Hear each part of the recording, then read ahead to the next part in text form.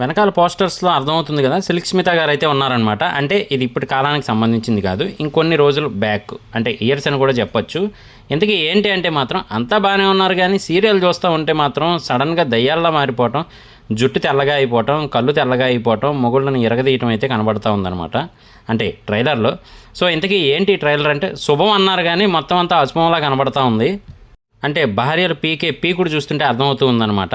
అలాగే ఇంకొక వైపు ఏమో మన హర్షిత్ రెడ్డి గారు అయితే మెయిన్ హీరోగా అయితే కనబడుతూ ఉన్నారు. అంటే ముగ్గురు ఫ్రెండ్స్, అందులో ఈయన మెయిన్ హీరో అని అర్థమవుతూ ఉందన్నమాట. ఈయన మాత్రం సంస్కారం అంతా చాలా చక్కగా మెయింటైన్ చేశారు. కాకపోతే ఫస్ట్ నైట్ నుంచే వాళ్ళ ఆవిడ సీరియల్ 9 గంటలకు పెట్టినప్పటి నుంచి ఈయనకి బ్యాక్గ్రౌండ్ మ్యూజిక్ మొదలైనట్టు తెలుస్తుంది.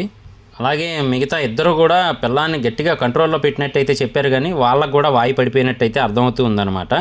అంటే పిల్లల్ని అయితే కంట్రోల్ చేయగలం, కానీ దయ్యాలను కంట్రోల్ చేయలేం కదా అని ఓపెన్గా చెప్తా ఉన్నారు.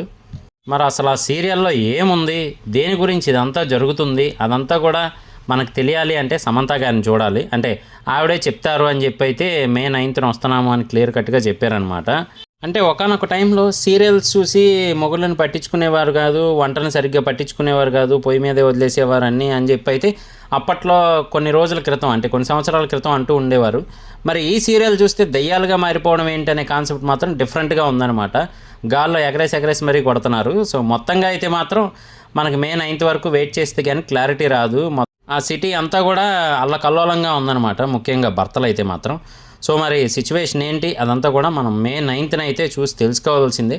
అలాగే ఈ మూవీని ప్రజెంట్ చేస్తుంది అయితే మాత్రం మన సమంత గారు అనమాట. మరి ఆవిడ ప్రొడ్యూసర్గా కూడా మారి డబ్బులు పెట్టేలాగా వెళ్ళారంటే మాత్రం కొంచెం సినిమాలో కంటెంట్ ఉన్నట్టే. సో చూద్దాం, ఫన్ ఓరియంటెడ్గా అయితే ఉందని చెప్పి అర్థమవుతూ ఉంది. మరి శుభం ఎలా ఉంటుంది ఏంటి అనేది మాత్రం మే 9న రివ్యూ చేసి పెడతాను, మిస్ అవ్వకుండా చూడండి. అలాగే సబ్స్క్రైబ్ చేసి సపోర్ట్ చేయండి, అది ఫ్రీయే. Thank you.